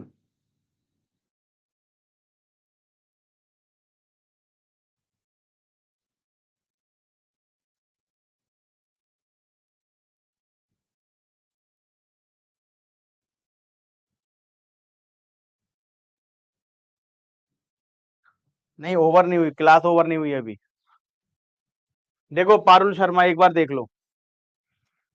देखो यहां पर लिखा हुआ है कि अगर कोई ऑफेंस है, जो ऑफेंस जिस ऑफेंस में मेंस या इंटेंशन भी है और नॉलेज भी, मतलब आप दोनों में से कोई भी प्रूफ करके ऑफेंस को प्रूव कर सकते हो। क्लियर। अब मान लो ये एक्यूज्ड है, इसके खिलाफ प्रोसिक्यूशन ऑफेंस को प्रूव करने की कोशिश कर रहा है, तो ये ऑफेंस को प्रूव करने के लिए एक्टस रियस को प्रूव करेगा और मेंस रिया को प्रूव करेगा। मान लो एक्टस रिया को इसने प्रूव कर दिया। मेंस रिया में हमें पता है कि दो मेंस रिया हैं, इंटेंशन प्रूव कर लो या नॉलेज प्रूव कर लो। अब मान लो ये चाहेगा इंटेंशन प्रूव करना। इंटेंशन प्रूव करने में उसे दिक्कत आ रही है क्योंकि वो इंटॉक्सिकेटेड है ना। तो इंटॉक्सिकेशन में वो ये प्रूव करेगा कि साहब ये वॉलंटरी इंटॉक्सिकेटेड है, और वॉलंटरी इंटॉक्सिकेशन प्रूव होते ही, क्योंकि इंटॉक्सिकेशन की स्टेट में उसका इंटेंशन प्रूव करना इतना आसान नहीं है, क्योंकि स्टेट ऑफ माइंड वो प्रूव ही नहीं कर पाएगा। क्लियर, नशे में किसी का स्टेट ऑफ माइंड तो वैसे ही बिगड़ा हुआ होता है, तो उसका इंटेंशन कैसे प्रूव कर लेगा।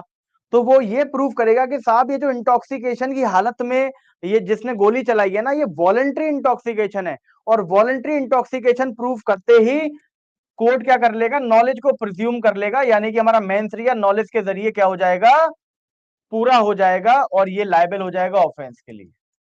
समझ गए? तो ये 24 क्या कराता है, 24 केवल ये कहता है कि अगर इंटॉक्सिकेशन वॉलंटरी है, तो फिर कोर्ट नॉलेज के मेंसरिया को प्रिज्यूम कर सकती है, नॉलेज को प्रूव करने की आवश्यकता प्रोसिक्यूशन को नहीं पड़ेगी।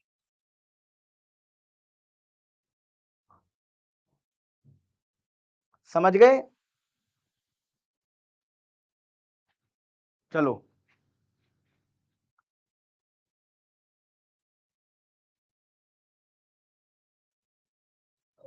हाँ, इतना बेटा लगता है। अब देखो, किसी भी टॉपिक को अगर तुम विद डिक्टेशन कराओगे, तो ये टॉपिक ना छोटा जरूर है बट ये कॉम्प्लिकेटेड है। जैसे इसमें है क्या,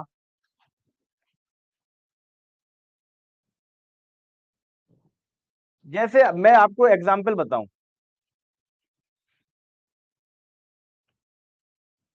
क्यों इसमें टाइम लगता है। देखो मयंक, अब जैसे इसमें एक दो तीन चार लाइन इसमें, चार लाइन इसमें, चार चार लाइन के दोनों सेक्शन है, दोनों लगभग सेम चीज पे डिपेंड करते हैं, इंटॉक्सिकेशन पे। कोई नॉर्मल आदमी ये पढ़ेगा ना चार बार, ये चार बार अगर कोई नॉर्मल आदमी पढ़ेगा बिना किसी के समझाए तो ये समझ में आ सकता है। ये कोई चार बार पढ़ ले बिना किसी के समझाए, कोई बच्चा है ना, कोई स्टूडेंट इसे चार बार पढ़ ले तो 90% ये प्रोबेबिलिटी है कि उसकी समझ में नहीं आएगा। तो ऐसे जो कॉम्प्लिकेटेड सेक्शंस होते हैं उसमें मैं चाहता हूं कि बहुत ज्यादा स्लोली, ठीक है, एक एक स्टेप करके इस चीज को समझाया जा सके। क्लियर? इसीलिए ऐसे ऐसे कॉम्प्लिकेटेड सेक्शंस में ना हमें टाइम लगता है।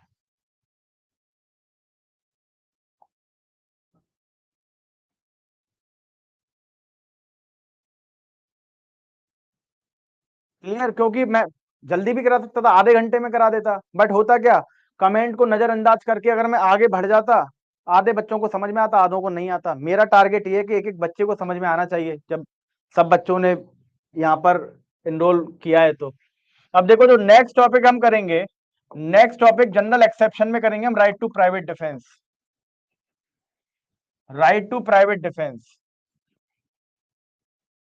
ठीक है, हमारा एक भी टॉपिक जनरल एक्सेप्शन का छूटेगा नहीं, बट मैं अपने अकॉर्डिंग कराऊंगा कौन सा टॉपिक पहले कराना है और कौन सा बाद में। क्लियर? तो इसके बाद अनसाउंडनेस और इंटॉक्सिकेशन के बाद नेक्स्ट जो टॉपिक आएगा हमारा जनरल एक्सेप्शन में, वो टॉपिक होगा राइट टू प्राइवेट डिफेंस। और इसके लिए हमें सेक्शन 30, इसमें कितने सेक्शन हमारे कवर हो जाएंगे, सेक्शन 34 टू सेक्शन 44 ऑफ भारतीय न्याय संहिता। सेक्शन 34 एंड सेक्शन 44 ऑफ भारतीय न्याय संहिता। क्लियर? ये हमारे कवर हो जाएंगे। बेसिक इंट्रोडक्शन में आपको दे देता हूं कि राइट टू प्राइवेट डिफेंस होता क्या है, ठीक है, जिसे हम आत्मरक्षा का अधिकार भी बोलते हैं। आत्मरक्षा का अधिकार। क्लियर? ये होता क्या है, ठीक है, इसका एक ब्रीफ इंट्रोडक्शन, हाँ ये बहुत इंटरेस्टिंग टॉपिक है, इसका एक ब्रीफ इंट्रोडक्शन मैं आपको दे देता हूं, फिर कल से हम इसे स्टार्ट करेंगे। देखो एक थ्योरी होती है सोशल कॉन्ट्रैक्ट थ्योरी।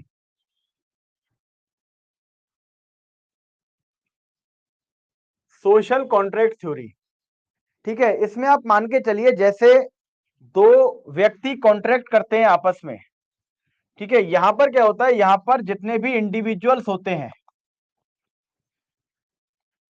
और जो स्टेट होती है, इनके बीच में एक कॉन्ट्रैक्ट प्रिज्यूम किया जाता है। सोशल कॉन्ट्रैक्ट थ्योरी में क्या होता है, सोशल कॉन्ट्रैक्ट थ्योरी में एक इंडिविजुअल और एक स्टेट में एक कॉन्ट्रैक्ट को प्रिज्यूम किया जाता है कि साहब इंडिविजुअल, देखो इंडिविजुअल हर तरह से किस पर डिपेंड है, स्टेट पर।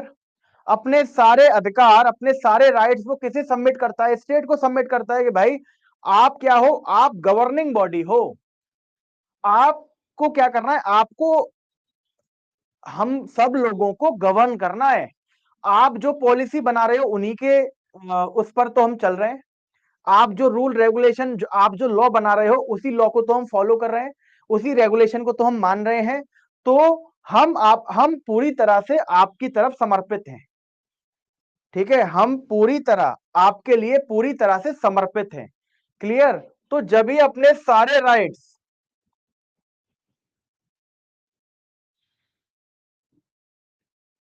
सारे राइट्स क्या करते हैं, इंडिविजुअल अपने सारे राइट्स स्टेट को सबमिट करती है, ठीक है, मतलब ऐसा प्रिज्यूम किया जाता है, और स्टेट इसके बदले में पूरी तरह से हर इंडिविजुअल का ख्याल रखेगी, मतलब हर तरह से अपने इंडिविजुअल को क्या करेगी, डिफेंड करेगी। ये एक सोशल कॉन्ट्रैक्ट थ्योरी है। जैसे हम कहते हैं ना कि साहब कानून को हाथ में नहीं लेना है, कानून को हाथ में नहीं ले सकते, पनिशमेंट देना कोर्ट का काम है, पनिशमेंट देना, पनिशमेंट तक पहुंचाएगा कौन, सरकार पहुंचाएगी पनिशमेंट तक। ऐसा नहीं है कि आपने किसी को मारा फिर आपने घर जाके उसे मारा, ठीक है, ये जस्टिस नहीं माना जाएगा, क्योंकि इस थ्योरी के हिसाब से, सोशल कॉन्ट्रैक्ट थ्योरी के हिसाब से यहां पर हर व्यक्ति अपने हर राइट को समर्पित करता है स्टेट के प्रति, उसके बदले में स्टेट हमें हर तरह से हमारा ख्याल रखती है, हर तरह से हमें डिफेंड करती है। क्लियर? अब सारे राइट हम स्टेट को सबमिट करते हैं कि साहब आप अपने हिसाब से हमें गवर्न करिए, आप कोई भी लॉ बनाइए हम उसे फॉलो करेंगे, आप कोई भी रूल रेगुलेशन बनाइए हम उसके हिसाब से चलेंगे। क्लियर? बट अब एक बात बताइए, अब स्टेट ने सबको डिफेंड करने के लिए बना दी पुलिस, ठीक है? अब मान लो एक थाने में 100 पुलिस वाले हैं, एक थाने में 100 पुलिस वाले हैं, ठीक है? और इस पुलिस स्टेशन का जो जुरिस्डिक्शन है उसमें करीब 1 लाख पर्सन रहते हैं, 1 लाख पर्सन। क्लियर? तो क्या आप एक बात बताइए, क्या हर पुलिस वाला, क्या हर व्यक्ति के साथ 24 घंटे रह सकता है क्या? आज मैं यहां पर बैठ के क्लास ले रहा हूं, ठीक है? अगर यहां पर मेरे पे अगर कोई अटैक करने आ जाए तो क्या मुझे यहां पर पुलिस है यहां पर मुझे बचाने के लिए? नहीं है। तो हमने जब सारे राइट समर्पित कर दिए स्टेट को, वहां पर एक राइट को हमने रिटेन कर लिया, और वो राइट था प्राइवेट डिफेंस का। वो किसका राइट था? प्राइवेट डिफेंस का। क्योंकि हर वक्त स्टेट हमारे साथ हमें बचाने नहीं रह सकती, स्टेट हर वक्त हमारे साथ हमें बचाने के लिए नहीं रह सकती। तो केवल बचाने भर का राइट, याद रखना शब्द को, केवल बचाने भर का राइट हमने अपने पास रखा। मतलब अगर कोई ए पर अटैक करेगा, अगर कोई ए पर अटैक करता है तो केवल इस अटैक को प्रिवेंट करने के लिए, केवल ये इस अटैक को प्रिवेंट करने के लिए ये अपना राइट टू प्राइवेट डिफेंस क्या कर सकता है? एक्सरसाइज कर सकता है। क्या कर सकता है? एक्सरसाइज कर सकता है। ठीक है? एक्सरसाइज कर सकता है मतलब इसे उपयोग में ला सकता है। क्लियर? बट केवल बचाने भर को। ऐसा नहीं है कि कोई तुम्हें मार गया उसके फिर पीछे दौड़ के तुमने उसे मार दिया, नहीं, वो तो बदला ले लिया तुमने, उसे पनिश करने के लिए तुमने मारा है, अपने आप को बचाने के लिए नहीं मारा। तो केवल आप अपने आप को बचाने के लिए फोर्स यूज कर सकते हैं, बट किसी को पनिश करने के लिए फोर्स यूज नहीं कर सकते। अगर कोई मान लो तुम्हारे एक चांटा मार के चला गया, तो फिर तुम उसे उस चांटे का बदला नहीं ले सकते उसे मार के, फिर आपको स्टेट का सहारा लेना पड़ेगा, क्योंकि state is there to defend you. Clear? State मौजूद है आपको डिफेंड करने के लिए। क्लियर? बट अगर कोई आप पर अटैक कर रहा है तो केवल बचने भर को, केवल बचने भर को आप अपना right to private defence use करके इन्हें हार्म पहुंचा सकते हो। तो ये जो थ्योरी है राइट टू प्राइवेट डिफेंस की, it is only a preventive right. Clear? ये जो राइट है हमारे पास प्राइवेट डिफेंस का, it is only a preventive right, it is only a preventive right. मतलब ये केवल आपको प्रिवेंट करने के लिए है, ये बदला लेने के लिए नहीं है कि साहब कोई अगर हमें मार गया तो हम जाके उसे मार के आएंगे तो वो राइट टू प्राइवेट डिफेंस होगा, नहीं। ये केवल अपने आप को बचाने के लिए हम यूज कर सकते हैं। अगर एट द टाइम कोई हमें मारने आ रहा है तो रोकने के लिए, हम रोकने के लिए उस पर प्रहार कर सकते हैं कि साहब ये हमें मार देता इसलिए हमें इसे मारना पड़ा। क्लियर? तो ये राइट टू प्राइवेट डिफेंस हमें कल से स्टार्ट करना है। सबसे पहले मैं इसका जनरल एसेंस आपको कराऊंगा, कुछ 2-3 पॉइंट आपको समझाऊंगा राइट टू प्राइवेट डिफेंस में, ठीक है? कि क्यों आया, क्या इसमें होता है, क्या क्या करना होता है, और उसके बाद हम सेक्शन करके राइट टू प्राइवेट डिफेंस को करते हुए चलेंगे। बताइए, क्लियर इतना? क्लियर? ठीक है। और बेटा जिसे स्लो लग रहा है ना, एक आध टॉपिक ऐसा बीच में आएगा जो मैं स्लो ही पढ़ाऊंगा, ठीक है? तो उस दिन आपको थोड़ा सा एडजस्ट करना है, बाकी सारे टॉपिक ऐसे नहीं पढ़ाए जाते, क्योंकि धीरे धीरे हमारी स्पीड तो वैसे भी बढ़ती हुई जाएगी। क्लियर? बट कुछ टॉपिक, कुछ कॉम्प्लिकेटेड सेक्शन अगर कोई बीच में आ जाएगा तो उसे मैं चाहता हूं कि स्लो पढ़ाऊं, ताकि हर किसी को 100% समझ में आए। तो कम से कम उतने प्रोविजंस में और उतने दिन आपको एडजस्ट करना है।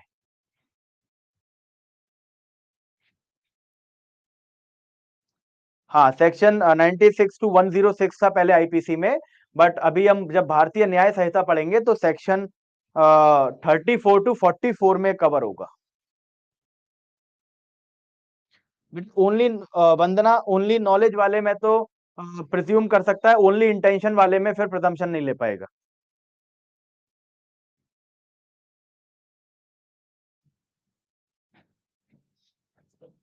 वॉलेंट्री इंटॉक्सिकेशन प्रूव नहीं कर पाया, देन प्रिज्यूम नहीं करेगा, नहीं प्रिज्यूम नहीं कर पाएगा।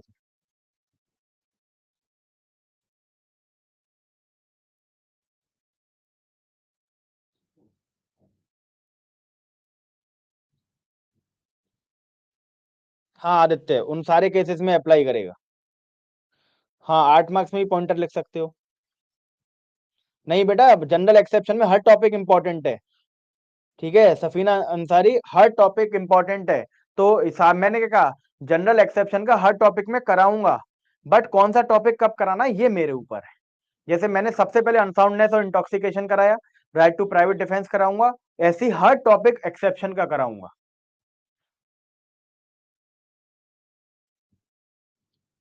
सेक्शन 24 में ही आपको Vasudev versus state of PEPSU लिखना है। कृष्णपाल सिंह राठौर, हाँ बेटा पूछ सकते हो। रि- देखो यहाँ पे स्पेसिफिकली नॉलेज दिया हुआ है, राजनगर नागर, तो नॉलेज वाले ऑफेंसेस में ही इस प्रिजम्पशन का उपयोग करेंगे केवल।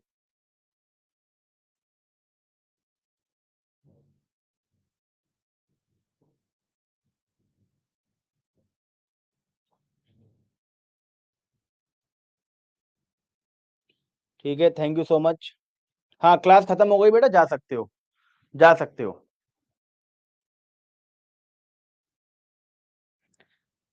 हिंदी का आंसर राइटिंग का मैं आपको ना, वो जो आंसर मैंने कल लिखवाया था 20 नंबर वाला, उसे मैं भिजवा दूंगा ट्रांसलेट करवा के। ठीक है पासवान जी। हाँ हाँ जा सकते हो बेटा, जा सकते हो, class over, class is over. ठीक है, थैंक यू कश्यप।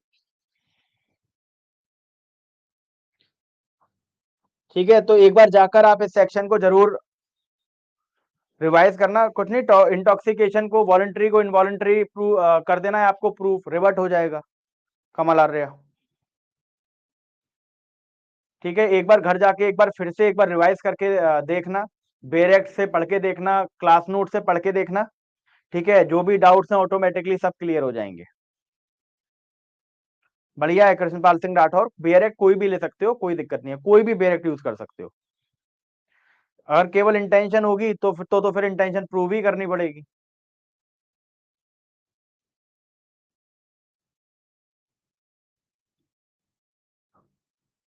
ठीक है, okay then, thanks to all of you, thank you so much. अब मिलते हैं कल दोबारा से राइट टू प्राइवेट डिफेंस के साथ। बहुत इंटरेस्टिंग टॉपिक है राइट टू प्राइवेट डिफेंस, बहुत अच्छा समझ में आएगा। ठीक है, बस बेटा दिल्ली, हिमाचल और एमपी ये हर साल आती हैं।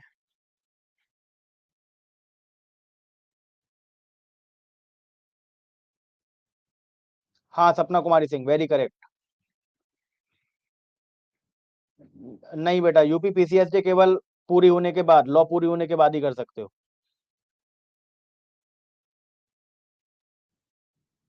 हाँ वॉलेंट्री इंटॉक्सिकेशन अगर आपने प्रूव कर लिया है श्रेया, क्लियर, मान लो इंटेंशन इंटेंशन प्रूफ, अगर आप एक्टर सीरियस मेन सीरिया में इंटेंशन प्रूव कर रहे हो, तो इंटॉक्सिकेशन और नॉन इंटॉक्सिकेशन प्रूव करने की आवश्यकता ही नहीं, ऑफेंस ही प्रूव हो गया। मान लो इंटेंशन प्रूव नहीं कर पा रहे इंटॉक्सिकेशन की वजह से, तो आप वॉलेंट्री इंटॉक्सिकेशन प्रूव कर दोगे तो नॉलेज प्रिज्यूम हो जाएगी।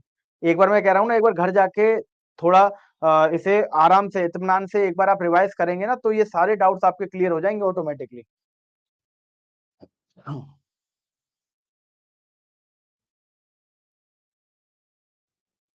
लगभग गौरव चक्रवर्ती, आईपीसी में लगभग सब कवर हो जाता है। आशी पाठक बेटा, आप बीएनएस में कल पूछना आप डाउट, कल। अभिषेक अबेटमेंट का आएगा, उस पे अबेटमेंट का।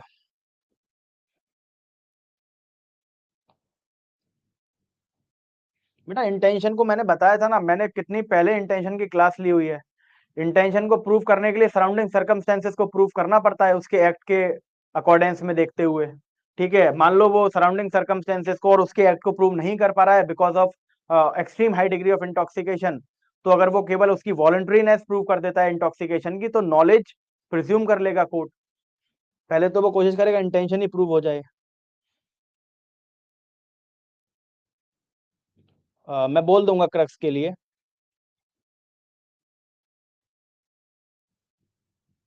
हाँ, सपना कुमारी सिंह, राइट। ठीक है, चलिए ठीक है, okay then, thank you so much. अब मिलते हैं कल, एक बार घर जाके इसे रिवाइज जरूर कर लीजिएगा। कल मिलते हैं राइट टू प्राइवेट डिफेंस के साथ। Okay, thank you.